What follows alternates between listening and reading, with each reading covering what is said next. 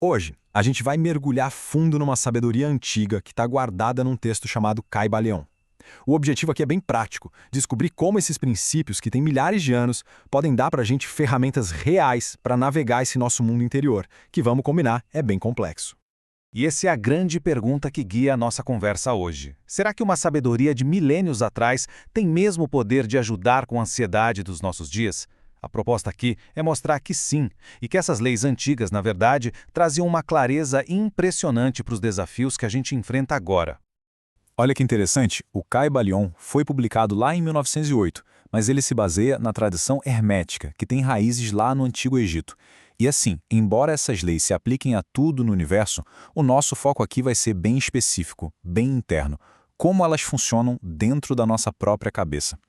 Então, esse aqui é o nosso roteiro. A gente vai explorar como essas 7 leis se conectam uma a uma e acabam formando um sistema super prático e coeso para quem busca autoconhecimento e, claro, equilíbrio emocional. Para a gente começar essa jornada, é fundamental enxergar o Caibalion não como uma filosofia distante, abstrata, mas sim como um verdadeiro sistema operacional para a nossa mente e para as nossas emoções. Pensa nele como um manual prático para essa nossa batalha interna de todo dia. E aqui está a chave mestra. Aquela que abre todas as outras portas. O princípio do mentalismo. Entender isso aqui é a base para a gente conseguir aplicar todo o resto. A ideia central parece simples, mas ela é extremamente profunda. Tudo, absolutamente tudo que a gente sente, primeiro foi um pensamento. A nossa realidade e principalmente a nossa realidade emocional nasce, primeiro, lá no plano da mente. Funciona mais ou menos assim. Um pensamento negativo é como se fosse uma gota de tinta que cai e se espalha no plano emocional. E o ponto crucial é o seguinte: a mente é muito, mas muito mais rápida e fácil de controlar. Cortar um pensamento é algo instantâneo.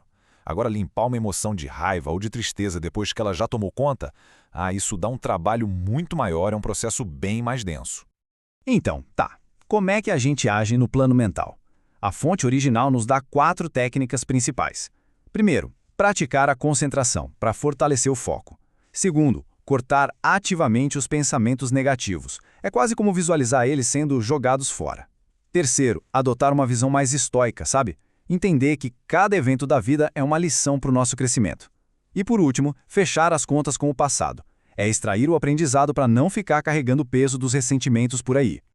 Beleza, agora a gente vai ver como que está dentro se reflete fora, e o contrário também. Esses 2 princípios mostram que o nosso ambiente e as nossas ações são, na verdade, um espelho da nossa psique, e que o equilíbrio interno é a chave de tudo para a gente conseguir criar qualquer coisa na vida.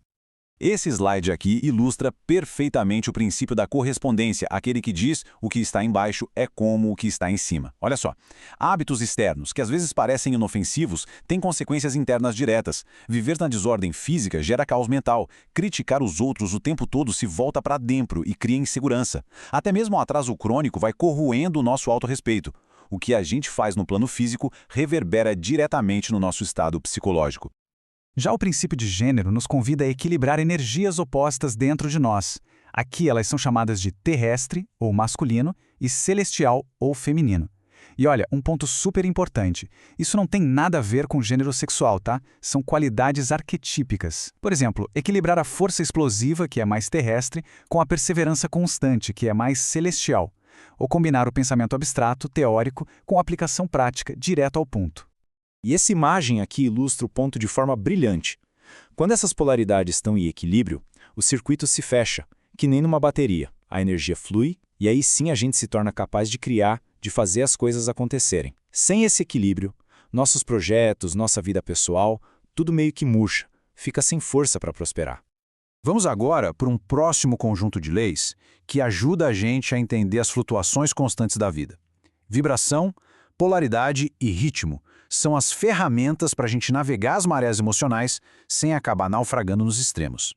O princípio da vibração nos dá um alerta sobre um vício bem moderno, essa busca por adrenalina pura. Essa necessidade de emoções sempre intensas, de vibrações extremas, acaba anestesiando a gente para a beleza e para a profundidade das coisas simples do dia a dia, como tomar um café da manhã com calma ou ter uma boa conversa.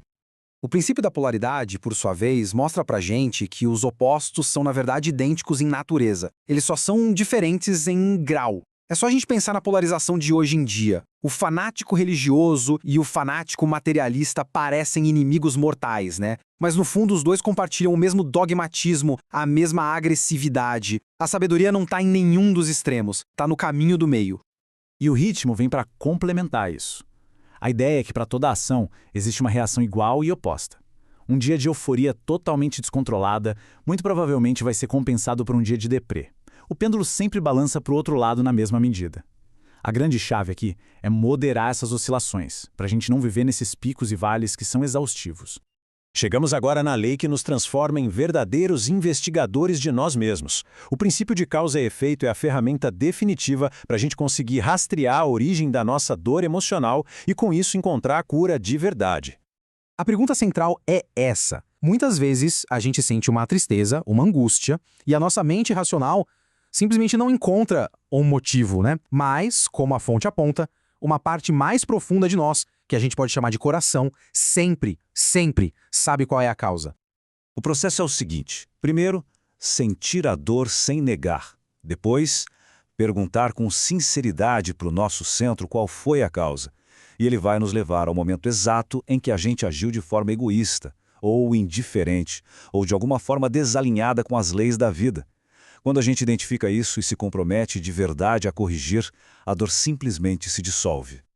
E agora, para a gente amarrar tudo isso, vamos a um princípio final. Ele não está naquela lista oficial dos 7, mas é o que dá sentido e poder a todos os outros.